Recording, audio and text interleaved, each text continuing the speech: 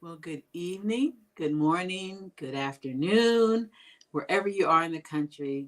So glad to be with you again. This is Dr. Jacqueline King. We took some time off, went on a little vacation. So we haven't been on for about a week or so, but we're back.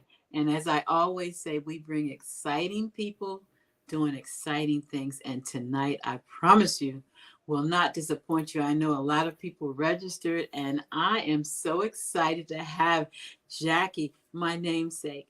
I say my little sister because we are kindred spirits. But Yes. Jacquie Abram, the number one bestseller. She's just an amazing woman. Hush Money. Yes, and I do have my book right here. Oh, fantastic. I love I it. got right here. But I love it. I'm excited. I'm excited. Hold on, let me see if I can post. I thought I had see if it'll let me. It looks like it doesn't. Oops. Hold on. Ooh, I don't know what I'm doing. But come in, tell us where you're coming from. Let us know. And it's not doing it, so I'm not gonna worry about it. But anyway, Jacquie. So, oh my God. So I got Jacquie sent me her book, and I went on vacation and I read the whole book. I mean, I literally could not put the book down. uh, so this story is so amazing that what you have gone through.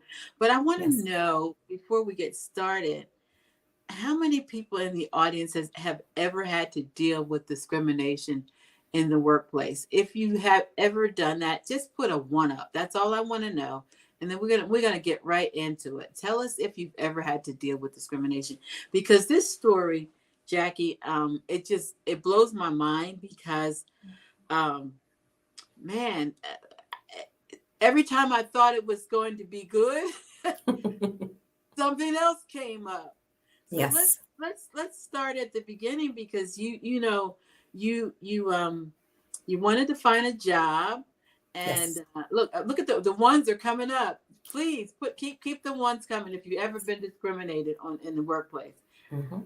Yeah, so you were excited you got this job, like you was your dream job, and we do this a lot, Jacquie. I did this too. My parents were not educated like that, so they Okay. didn't work in corporate America. So they couldn't tell me how to maneuver in corporate America. But what I thought, probably like you, is when I got hired, because I was smart and I did a good Right. job, I would excel. Is that right? Oh, absolutely. Absolutely. Just to give you a little bit of background information, I was born and raised in poverty. And just to give your audience an idea of what poverty looked like, in my environment, we did something that my mom called trash surfing.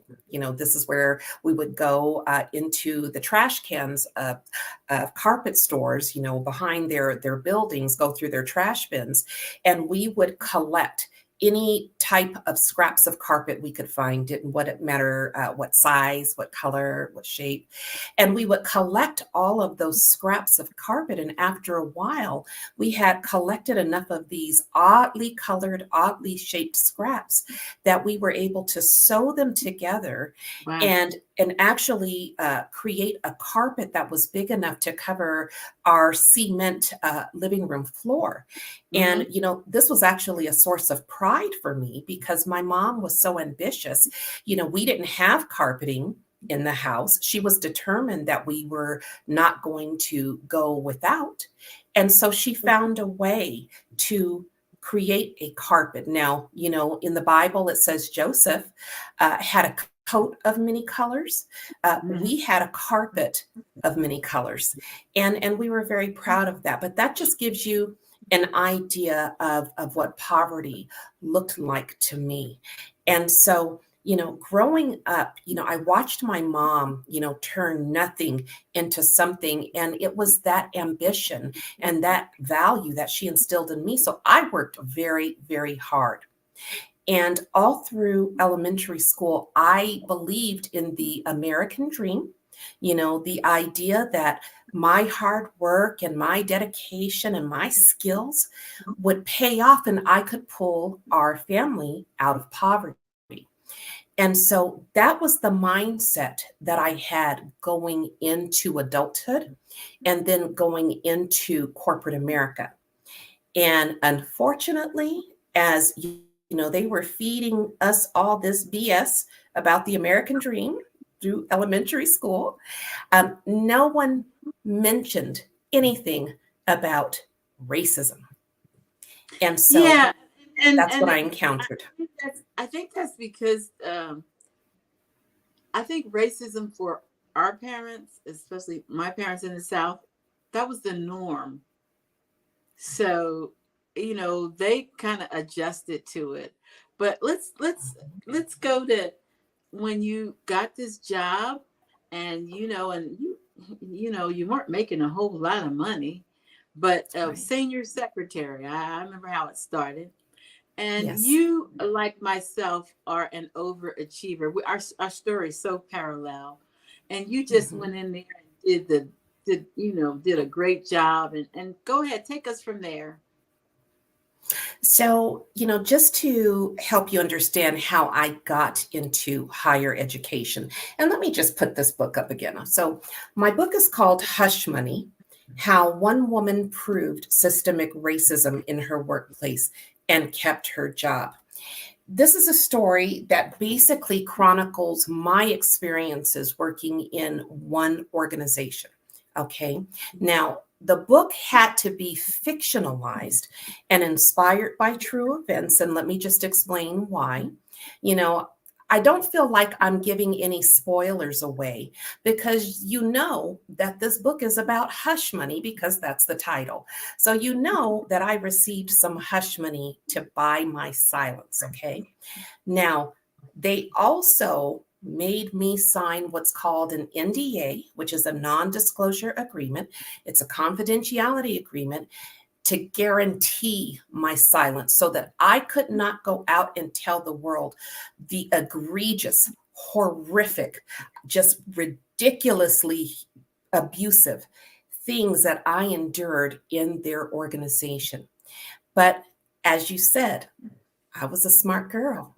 And I took their hush money and I signed their NDA, and I still found a way to tell the world, specifically my sisters, Black women who are dealing with this stuff right now, not only what I went through in this organization, but how I was able to turn the tables on them.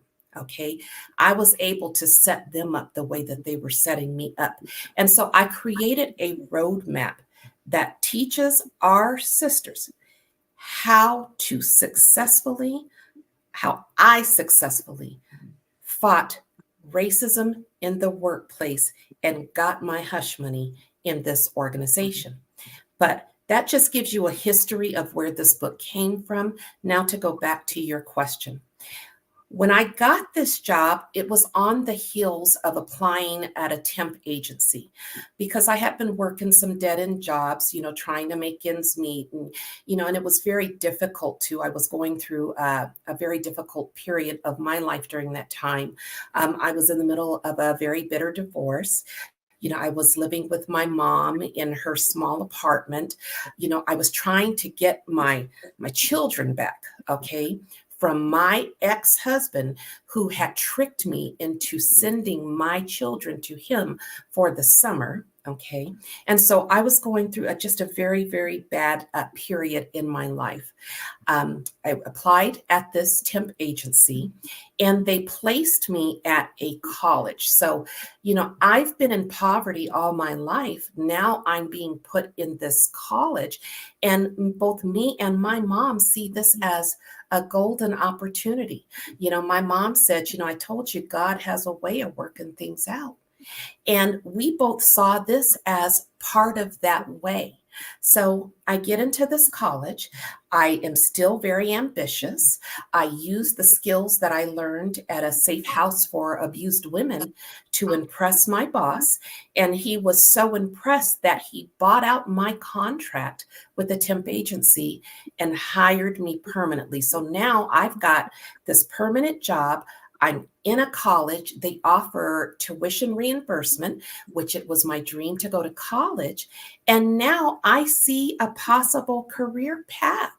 And things were great in the beginning, and had things stayed great, I probably would still be there and maybe even on my way to retirement.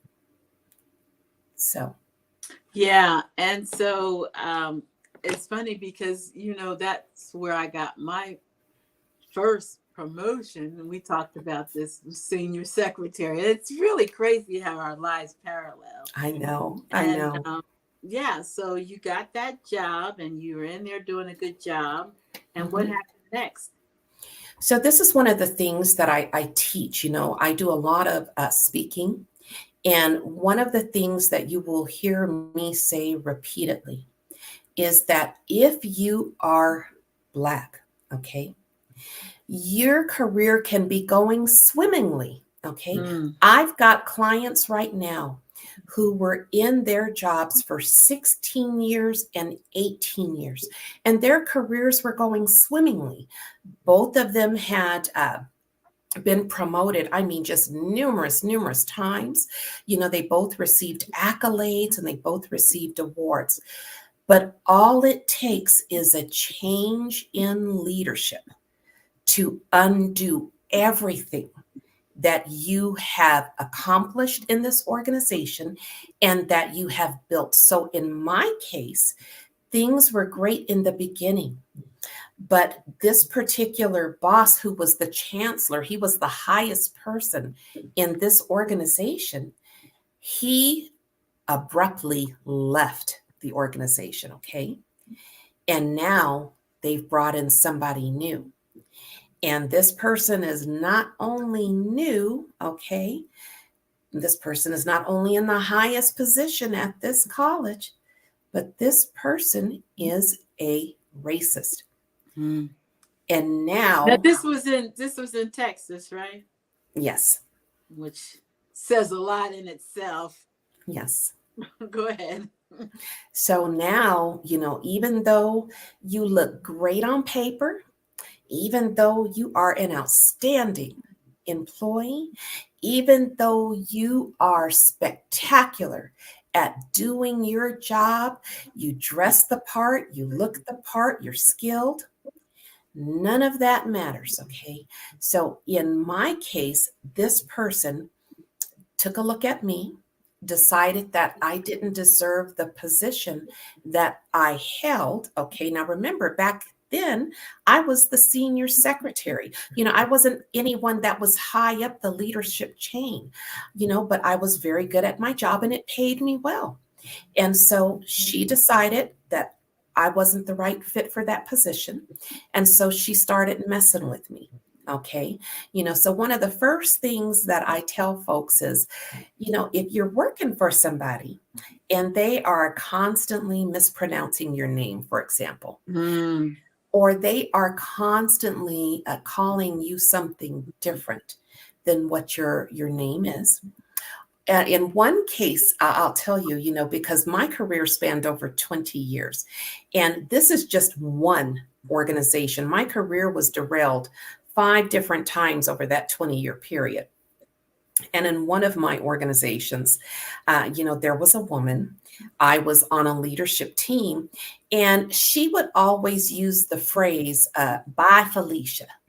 So we'd have our management meeting, and then, we'd break for at the end, and she would say, bye, Felicia. And she would be looking at me, and, everybody would laugh because that was a popular phrase back then.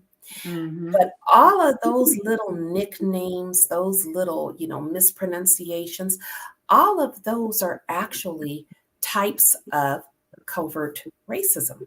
And so I was like, okay, she keeps saying bye, Felicia. So let me just see where this phrase comes from. Okay.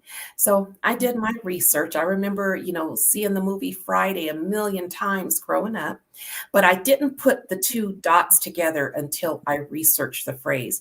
And then I said, oh, so she is comparing me to the crackhead in Friday, and she's making fun of this impoverished situation. And so I was actually able to use that in the discrimination complaint that I wrote, and that ultimately got me one of several, six-figure settlements. And so, all of those little things are important. They really are. And the sad thing about it is I've been watching Taraji P. Henson. I think you and I have talked about it, Yeah. and the actresses and Black women all together. It seemed like we're taking the brunt of everything, and it doesn't even matter. It doesn't even matter what area you're working in. We're not being paid adequately in acting and in corporate America and any of that. It's just what it is. But that's why, for me, it's so important to have a Black woman empowered, because guess what? Nobody's coming to save us. Right. We cannot depend on the government. We can't depend on anybody but ourselves. That's why we need to come together like never before, unify, collaborate, and get our own businesses. Because guess what? Absolutely. Nobody's coming to save us. So as I read the book, it seemed like it just kept going to, I'm like, okay, she's getting a promotion. She's getting a big raise. Okay, this is good. This is good. And every single time it was a setup. Yes. So going back to this first leaders that has now come in after the best boss that I honestly ever had left, unexpectedly, she started doing, the thing with the names. Then she removed my duties. So, I was excellent at computer work. She took away my duties. She took away my responsibilities. She humiliated me in meetings. She really didn't like having me as her secretary. And so, here I am. I'm a whiz with the computers. I'm able to take meeting minutes. I'm able to handle budgets. I'm able to do, many different things. She removes all of those duties and reduces my job to getting her coffee.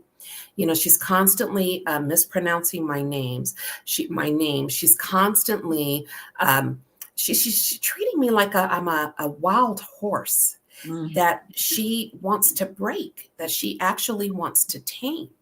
And so by the end of my cycle with her, she ends up demoting me and, taking a part of my salary that I had earned, so reducing my salary.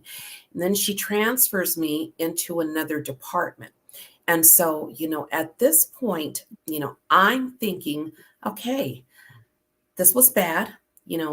Reporting to her was horrific, but, I'm going into this other department and, I don't really know what I'm doing because I've never done student finance before.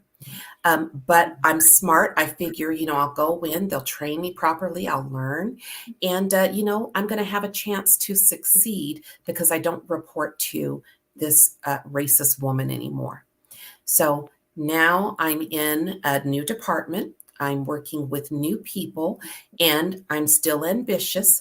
I still have excellent computer skills. I start showing what I can do in this department and things are great.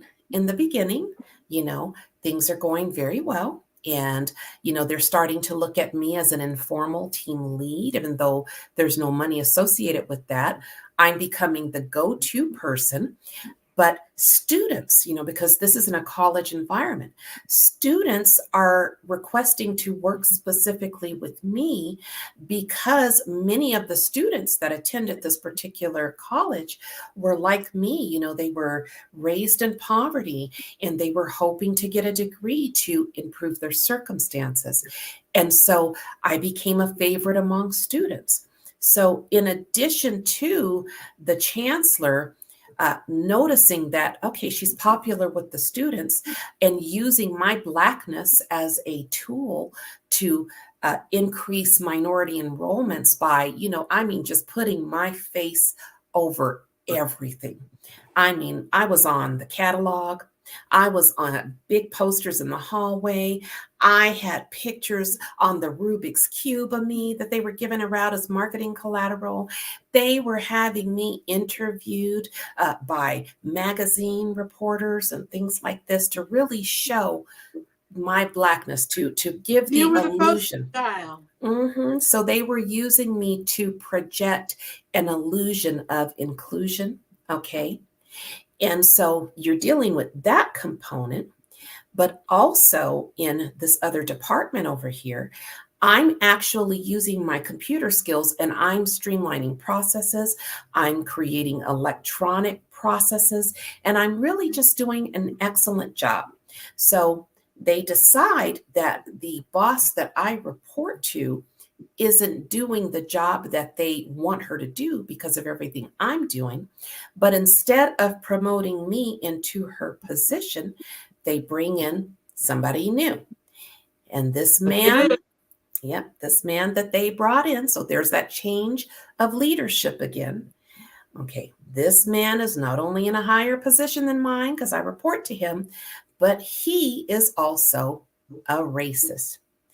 And before I know it, once again, my career is being unraveled and I'm experiencing horrifying discrimination. Keisha says that she's dealing with it now. That's why we have Jackie on here, because there's thousands. Yes. There's millions of women that are dealing with it now. And so we're bringing her on so she can be a resource to help you, because that's what we have to be each other's keeper. And let me just tell you, Keisha, and for everyone else, what happened to me in these different organizations was absolutely horrifying. Okay. But here's the thing.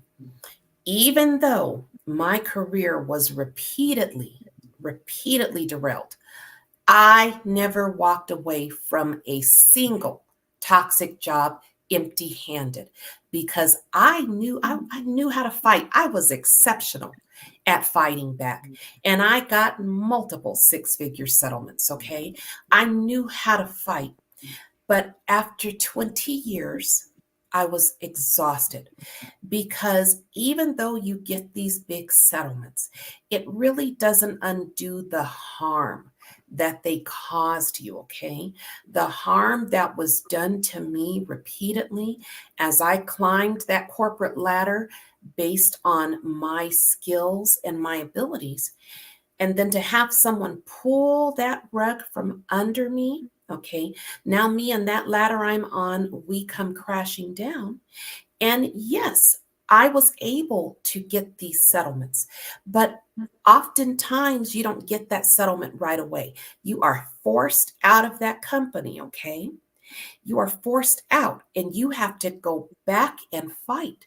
But in between time, you are living off of the little bit of savings that you've accumulated. And in my case, that savings quickly ran out because I cannot keep a job.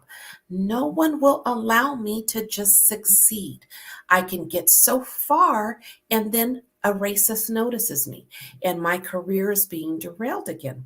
So when you run out of that savings, even though you are fighting, you end up homeless. So me and my girls were homeless. And if you think about the mental, the emotional, the physical toll that being in this environment takes on you, because when you're in a toxic workplace, Jackie, the first thing that happens to you is you are dehumanized. Okay. They don't see you as a person. Okay. They don't see you as human.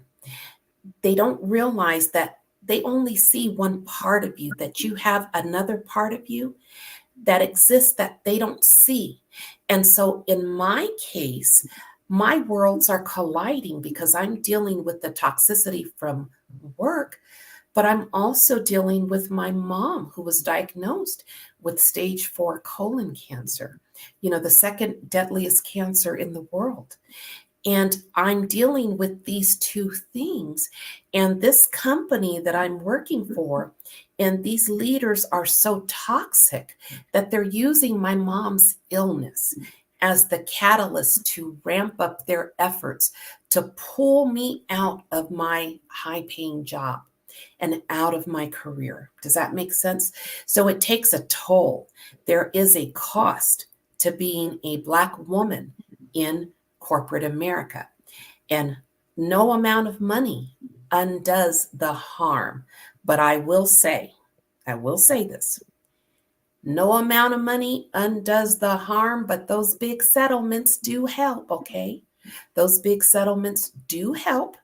And when you fight back, okay, companies and their insurance companies do not like to go deep in their pockets. So when you fight back, chances of them going back and dealing with the toxic leaders that cause them to go deep in their pocket is high. Okay. When you don't fight, then this toxic leader continues to run amok and continues to destroy the lives of other Black people. So I always fought, okay? I always fought, and I was very good at fighting. I was very successful at getting those settlements. There was a toll it took on me, but I was willing to go through that because I wanted the settlement, but I also didn't want those leaders to continue doing what they were doing. I wanted to stop them. And so that's the other reason I fought. Well, here's the thing is um people have heard me talk about I went through the same thing, Mhm. um discrimination for a lot of years. Uh, Yes. the difference is I had a mentor that really helped me, and I know for a fact, and I talk about him all the time, that Hmm. had it not been for him, I would not have survived this environment. I know this without a doubt. I would not have survived. But I believe it was Keisha is saying that the issue with her is that the person that's harassing her is a Black woman. Yep. What do you say about that? So in my career, my career in higher education spanned nearly 20 years. And some of my most horrific bosses were actually Black women who upheld a white supremacist ideology. Okay. So, the same way you take down a Black woman who is a toxic leader, okay, you're going to use the same strategy that you use to take down the racist, okay? I teach a master class called How to Fight Discrimination in a Toxic Workplace. And we go from A to Z on everything you need to know to fight back, no matter who the toxic leader is. So when you're dealing with a Black woman specifically, you set her up the same way you set up these racists and you set up these other toxic leaders. Because I guarantee you, if you have done your due diligence, and in my class, which is a 5-day class, you learn how to fight in ways you cannot imagine. Okay. And if you do your due diligence, this company is not going to support her. They're going to support her even less because she's Black. Okay. All you have to do is be strategic, okay, about how you are setting her up to expose her. And Jacquie, let me just tell you what I mean about being strategic, okay? I started a consultancy after I wrote Hush Money. I've got a Hush Money series, okay? And I started a consultancy because so many people, after reading Hush Money, they said, pretty much the same thing everybody says to me. I wish I had known you before this happened. I wish I had met you 10 years ago. I wish I knew about one party consent states and arbitration agreements and how to weaponize email and what covert racism is and what to look for. And, I hate to say, they woulda, shoulda, coulda done something if they hadn't known me. But that's why I started my consultancy. And so now I take on clients. And now I am not an attorney. So let me make that very clear. I am not an attorney. I cannot give legal advice. But what I can do is teach you based on my successes and my lived experiences as a Black woman who has gotten more settlements than anybody I can think of because I know how to fight. And this is not something they really teach in textbooks. And I can't think of another person anywhere that's actually teaching you how to fight. And in my classes, we start with the bare basics because, Jacquie, so many people come to me and they ask for my help. And I'll say, okay, I'm going to want to see your employment offer letter. You got that? Yes, I got that. Okay, I want to see your job description. Do you have that before they fired you? Well, I might be able to. Okay, so possible you have the job description. I need to see your employment agreement so that I can see the terms that you were given, the policies that you signed to when you were hired in this position. Did you sign an arbitration agreement? Okay, because the arbitration agreements are nightmare. They're dangerous for employees. Did you sign an arbitration agreement? I don't know. Okay. Arbitration agreements are bad. So we go over why those are bad. No matter how that company tries to sell it to you, arbitration agreements are not your friend. Okay. So we go over all of those new hire documents. Then we go over weaponizing email. My motto is the E in email stands for evidence. And too many people, and you and I were just talking about this offline. Okay. Too many people, Jacquie, they're really good at taking notes about what happened, okay, in a meeting. So they'll say, this happened on this date. This is the guy that was there. These other people were there. This is the situation. And they have years and years of these notes about everything that happened to them. But when it comes down to fighting, they're going to deny that any of that stuff happened. And so if all you have are your notes and you didn't take that situation and send an email to your boss that said, hey, it was great seeing you today. Just a quick note to recap our discussion. This is what happened. Okay, then it's your word against theirs and there's no proof. And they don't have to prove that they're innocent. You have to prove that they're guilty. And so the very first thing that I teach is how to weaponize email. And Jacquie, you're weaponizing email in the good, the bad, and the ugly. So for example, how many times has somebody in their career gotten a verbal compliment about something great they did?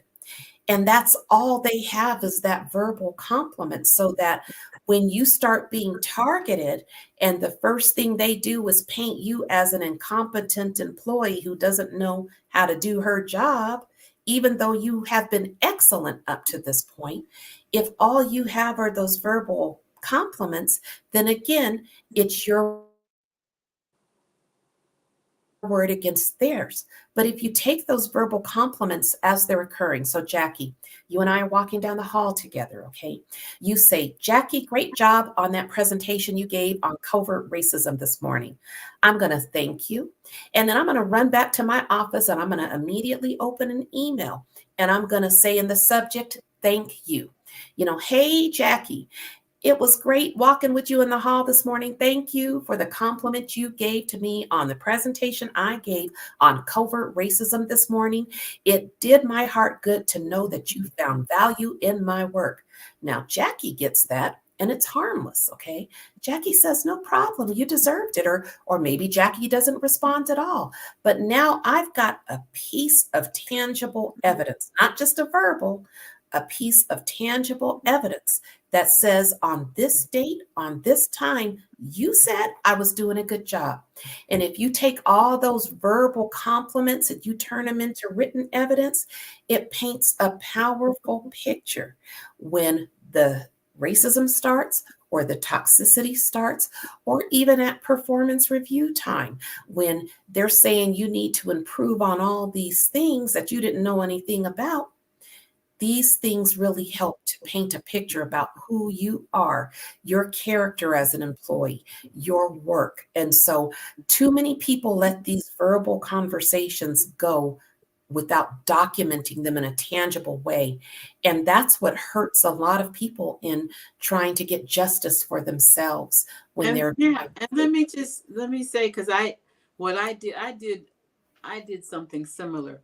Mhm. I got every time I went out to do a presentation or wherever I did, I always got them to write me a letter saying, I have a portfolio that is to die for to this day. I love it. Tell me, they said, thank you. Okay, put it in writing. What are you thanking me for? And I'm serious. It's about this thick of I love letters it. I from love it. people who said you did a wonderful job. We thank you for coming. Da da da. And so like I said, to this day, and I haven't worked in years, but I still have my portfolio of letters from Yes. different people saying, and I always got recommendations. If I was going to apply for another job, Mhm. yes, if you think I'm doing a good job, can you write me a recommendation?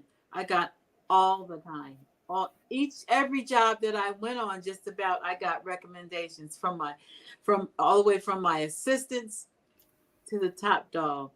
I love it. Documentation matters. It It really really does. does. And where you store it matters. And so we go over all of this, I call it my gold. Too many people leave their gold sitting on the company computers. And so when the company realizes that you are collecting evidence on them, things start to disappear, things start being changed, accesses start being limited.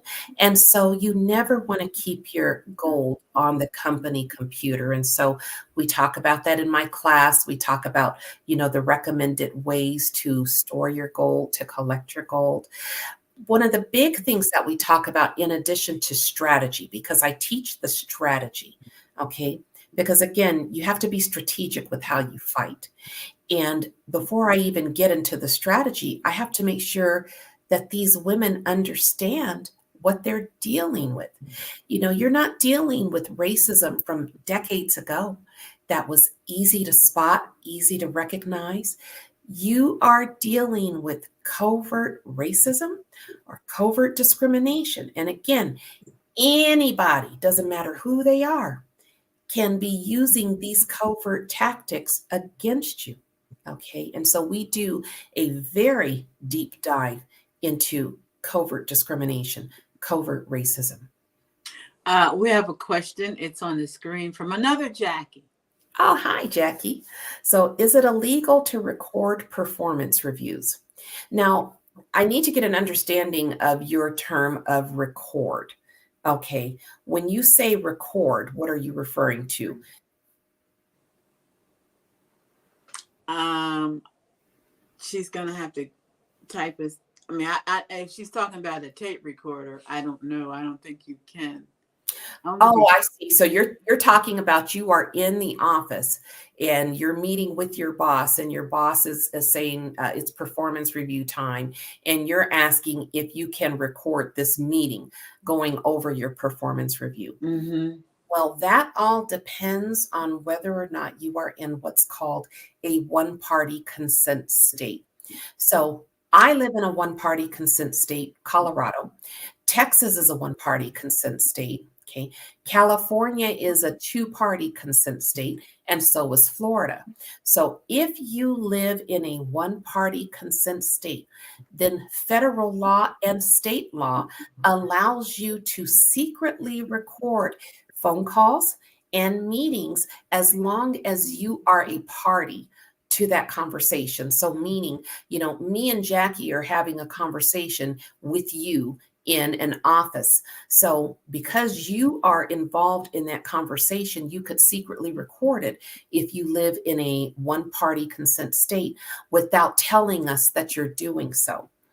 Now, if you live in a two-party consent state, it is illegal for you to do that. All the parties to that conversation have to approve you recording it. So the answer to your question is it depends on the state that you are in.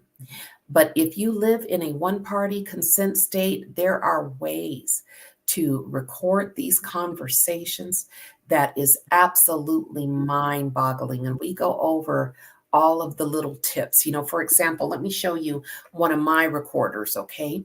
If I want to record a meeting that I'm a party to, my performance review, for example, this is my recorder. I walk in, okay, with my pen and my notebook. I say, I'm going to take some notes. I push this button. The little pen thing comes out, but this thing starts recording. And the recording quality is high. You can clearly hear everything.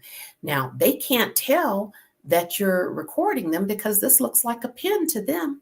But this is about $16, okay? And it is worth 10 times that amount because it is an absolutely effective way to secretly record a conversation if you are in a one-party consent state. So that's a little tip. I teach this in my class along with other types of things that you can use, but this is my favorite because I used to just hang it on my little, jacket, oh, hey, let me just take a note here. I got to make a grocery list note. Click that button and I'm recording hallway conversations, bathroom conversations, the works. Wow. I'm reading something. That her one-on-ones be recorded. And it says, when I was at my last job going through being harassed and targeted by my manager, and I requested that my one-on-ones be recorded, I wanted a third party in the room. There's a recording my manager doing. I'm not really understanding this. Tears, being comforted about her bullying when I was trying to understand the process. I'm not really sure because it's kind of broke up. I don't Do you know want to put it on the screen and see if I can see it? Yeah. Okay. It's just if you can read it. Okay, so let's see. When I was at my last job going through being harassed and targeted by my manager, and I requested that my one-on-ones be recorded, and I wanted a third party in the room, there's a recording of my manager doing Karen tears when being comforted about her bullying when I was trying to understand a process. Okay, yeah, so it sounds like you're in a one-party consent state. And it sounds like you were recording, this conversation, but instead of you getting compassion and, being comforted, they were comforting hers with the Karen tears, as you called it. So, that's definitely typical. I cannot tell you how many times I call them white woman tears. White woman tears have, overwritten, the harm that's being caused to us. Okay. So that's not surprising. Yeah. So, it's evident that so many of us have gone through it. I'm reading the comments. It's happened. I think that it's happened to everyone. I'm going to tell you all, if you don't have this book, you need to get this book, and you need to get the second book and the third book and whatever book she writes after. But this book right here, Hush Money, Yes. you need it because I'm telling you, I honestly, I felt like I was reliving my life. Yes. Through your book. And there's two books in the Hush Money series. just so your audience knows. There's Hush Money, How One Woman Proved Systemic Racism in Her Workplace and Kept Her Job. This is the book that starts the series. So you want to read the purple book first. It's a #1 Amazon bestseller. It's #1 on Goodreads Listopia for best eye-opening African-American women's fiction. It's #1 in books to build up your social justice literacy on racism, #1 in best Black female protagonist, #1 in mixed race representation, #1 in contemporary. It's also the gold medal recipient from Reader's Favorite for social issues novels, which is a very big deal because that's the highest honor that a book can be bestowed out of thousands of books from dozens of countries. And then the sequel picks up exactly where book 1 left off. The sequel is called Hush Money, The Cost of Being Black in Corporate America. And Jackie, we didn't plan on breaking it up into 2 books, but I was so triggered. At the end of book 1, I had to stop and decompress and de-escalate and then go back and finish telling what happened to me in this organization. So if you're dealing with any type of discrimination, these books provide a roadmap. It's really a survival guide that I used, showing the strategies that I used to take down this organization. But if you're wanting tangible help from right now in your current situation, like I said, I teach a masterclass. It's 5 days, 1 hour a day, and it's all done online. So if you can't make the live session, that's okay because the replays are immediately available. But you give me 5 days, 1 hour a day. And by the end of 5 days, you will be empowered and you will know how to go back and fight this organization and fight these leaders and really significantly increase your chances of walking away, but not walking away empty-handed, okay? Because what's happening to Black women in these toxic environments is not unconscious. No matter what they say, it is not unconscious. It is unconscionable. The people that are setting you up and inspiring others in the organization to conspire with them. So you're not just dealing with one person. You are dealing with people who are working together to derail your career. They know what they're doing. They are fully aware.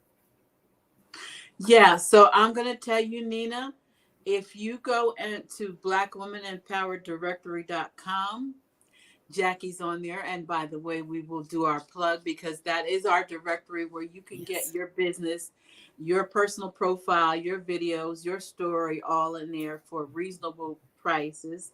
You won't get advertising anywhere else for the prices that we're offering. But if you go there, you can find Jackie. You can contact her. She puts her classes on there as well. When she has a class, it's going to be on there. It's on the top of the screen, black, and it's scrolling across the bottom. blackwomanempowereddirectory.com. You can look under author, and you also can look under Black businesses, and you will find her. And both books are, she has them as the profile. I think you can buy them from there too, right, Jackie? I haven't set that up yet because I literally just joined not too long ago, but I will tell you that I am loving being a part of the directory. I have so many people reaching out to me. I do post. So, as things are happening, as I'm working with different clients and different scenarios come up, I'm posting how I'm handling these situations. I just got a settlement for a Black woman. It was just absolutely horrifying what they did to her. She didn't have a lot of evidence, okay, in this particular case, but what was happening to her was so egregious. And fortunately, there were people that were willing to say, you know what, I was there and it did happen. It made me uncomfortable. So because of that, we were able to get her a really nice settlement. And just to give you an idea of what she was dealing with, she was a remote employee. Okay. So she worked 100% remote, but about 4 times a year, she had to go to the corporate headquarters along with everybody else from different locations. So you're talking about tons of people, including her unit, which consisted of, 2 managers above her and a director. She's the only Black woman on this team, and she's the only person who's not a manager. So she goes to this location. Every time she's in the physical room with these people and the many, many other people, as soon as she walks in, her unit does this. And they start covering their nose as if she smells bad. So they're covering their nose as she goes and sits down with them, which is what they're supposed to do. So now this conference has started, but they're still covering their noses, and then they scoot away from her as if she smells. And so now she's been isolated. Wow. They're acting like she smells. They're requesting a fan. They get the fan, they bring it in, and then they point it on this poor woman. So she's freezing through this conference the whole time. And they repeatedly humiliated her in this way every time she would go for these corporate weekly required visits. And it was just horrifying to hear her describe how they were humiliating her in that way. And so she became my client. 4 weeks later, we got her a very nice settlement. And it warmed my heart to be able to help her, because although she didn't have any evidence, this was a rarity where we were able to get her a settlement with literally no evidence. By the way, and this is how I found Jackie, if you just go to Amazon and type her name in, all her books will come up. Mm-hmm. You can do that, but we still want you to follow her in our directory, which is going across it's going across the bottom of the screen, Yes. Black Women Empowered Directory.com, because she will be connecting her classes there. I know you had one that was on there. So any class that she has, you can go there and you can register from there. My next class starts Monday. So February 5th is when my next class starts again. All it takes is a 1-hour commitment from you for 5 days, and you will receive knowledge and empowerment that will last you a lifetime. Because the one thing that I can tell you for certain, okay, it doesn't matter if you run from this company over here because you're Black. When you run over here to this next company, guess what? You're still Black. And things may start off swimmingly in the beginning, but all it takes is a change in leadership to undo your entire foundation and career. So you want to learn how to fight so that if you have to walk away, you're getting these settlements, and then you do like I do. You said, okay, I'm tired of corporate America. It's taken too much of a toll on me. So then you start your own business, but at least you've got some seed money to do that with. And again, I'll be honest with you, there is nothing more satisfying to me, okay? Nothing more satisfying than watching the people that did this to me lose their jobs. Now, I'm sorry. That makes me feel good, okay? Knowing that I stopped them from doing it to somebody else. The other thing that you want to know about my books are they are #1 Amazon bestsellers in Black and African American Christian fiction. Now, did I explain the reason I fictionalized my books? I think I did, but I know you and I were talking about it. Go ahead, say it again. Okay, just so you understand. My books are fictionalized, okay? There was a reason I did it that way, okay? Hush Money tells what happened to me in this organization. This is my experience, and everything that I have laid out in Hush Money, from the discrimination and the abuse that I suffered, which was absolutely heinous, okay, to the trauma that I endured, okay, to the mistakes that I made, because I made a lot of mistakes. This was my first time dealing with this, okay, and I made a lot of mistakes along the way. But then I finally got it right and I figured it out, okay? But when I got that hush money, like I said, I took their hush money. They bought my silence with it. They guaranteed my silence with the NDA, but I still found a way to tell the world what happened to me because I wanted to teach other people what I knew. I knew how to fight.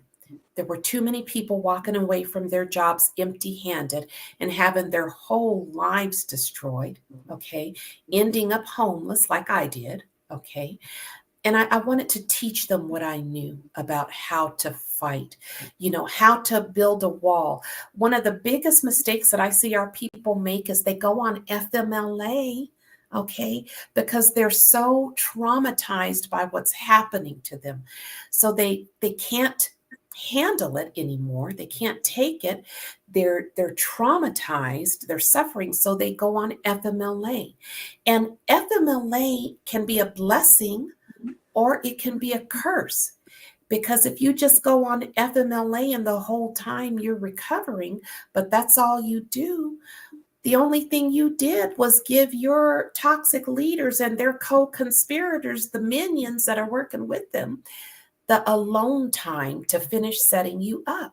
So that by the time you come off of FMLA and you go back into that workplace, it's not 2 months before you are out of a job, okay? Because, yes, seriously, No, I all know. you did was give them a long I have time. a job while I was on FMLA. Yes.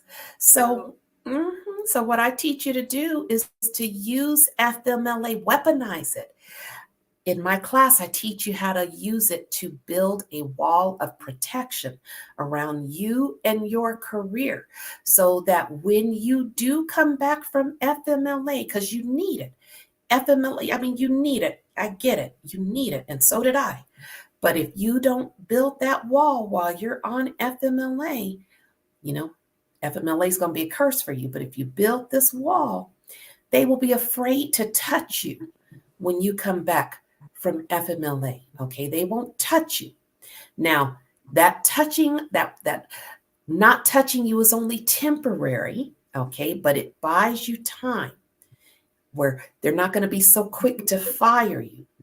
So these are the things that I teach in my masterclass, along with many, many, many, many other things, including helping you fight what you can't see, because we're not dealing with overt, easy to spot stuff. You're dealing with covert. It's hidden. It's harder to prove. When you're experiencing it, you can't tell that what you're experiencing is discrimination. And because you can't tell, the allies around you who would want to help can't tell either. So nobody's calling it out. It's baked into the culture of that organization and it's highly effective. But if you know what to look for, okay, if you know what you're dealing with, then you're going to be more successful. There's one type of covert racism, Jackie, I call the black workhorse. And I don't know if we have time, but I can give you that example. wait a minute. We've got a question. Marcia says, do these strategies work with costly organizations that your kids become part of?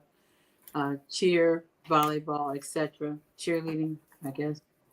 So let me just be clear that my strategies are based on workplace discrimination. However, okay, I have used these same strategies to expose narcissists, okay, who use white privilege as a weapon against Black women. I'm actually doing a docuseries coming up on my YouTube channel called The Rage of a Narcissist, but it's based on toxic interracial friendships where a white woman used her privilege against my daughter, and how I used the strategies in Hush Money to take her down.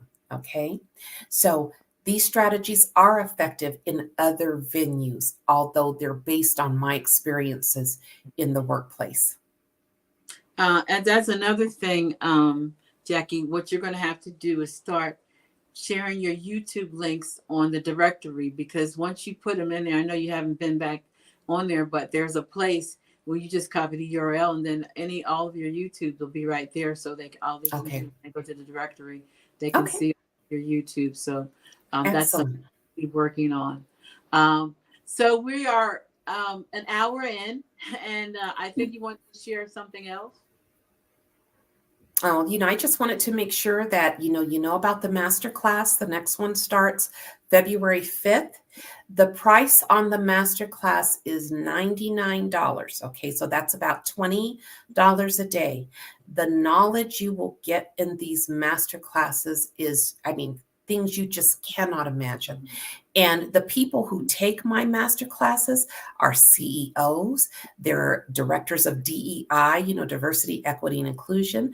They're HR directors, they're senior directors, they're professors, they're everybody that you can imagine is taking these classes, because even though these people, they are top of their game, but no one really knows how to fight modern day racism and this new covert hidden way of targeting you in a way that it hurts, but it's also highly effective. Because like I said, and I put emphasis on this, you're not just dealing with one leader targeting you anymore. That leader has inspired others in your organization, including HR, to conspire with them. And now you've got a bunch of people working together to derail your career. So you've got to be strategic, because they're being very strategic with how they're getting you out of your position. And that's what I teach. I teach you how to go in to this from a strategic perspective, and how to fight on that same hidden covert level that they are using against you. Well, we have really covered a lot tonight, and I thank everyone for tuning in. Share the broadcast, because I'm sure that you know someone who needs this message and needs these classes. Jacquie, I thank you so much. Please make sure that you go to the directory. It's on the top of the screen, blackwomenempoweredirectory.com. We just launched it. This is your opportunity to connect with women from all over the world. Get your business, your blogs, your videos, your YouTube videos, your podcasts, your social media out there in front of our millions of followers. And you will not be able to advertise anywhere for the prices that these are introductory prices. Let me just say that too. And if you get in on the lifetime membership right now for $450, you don't have to pay again. That is not going to stay there. Once we build up, you will be grandfathered in. You will not pay the higher prices. Go to blackwomenempoweredirectory.com. It's an amazing site, and it's an amazing opportunity for women. You said you all have been telling me for years, 12 years, I want to be part of Black Women in Power. Well, this is your opportunity. So don't miss your blessing. Jacquie, you are amazing. Make sure Thank that you. you go to Amazon and put her name in. Her books will come up, and get her books, because I'm telling you, I had to, honestly, I had to take a break from the first one, because it just kind of was traumatic for me, because I went through the same thing. Yeah. And Jacquie and I are already working on a conference that we're going to do together. Yes. It's going to be epic. We're going to talk about our experiences and how to avoid pitfalls for each one of you. And we're going to take it on the road. We're going to do a state tour. We're going to go. We'll be coming to a city near you. So That's right.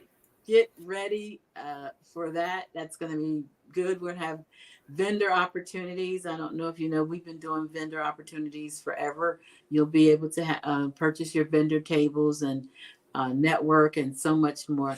Jacquie, I love you Love you too, sweetie. much. We'll have to do this again. Again, share the broadcast. And tomorrow, let me see, tomorrow morning at 9 a.m., I am interviewing the CEO of Feeding America. You don't want to miss that. An amazing Black woman who is doing the darn thing. She's over all the food banks in the United States. Can you imagine that? So we'll be interviewing her. And then at 11 o'clock, we'll be doing our podcast. I don't even remember what it's about now. I forgot. But we'll be on at 11.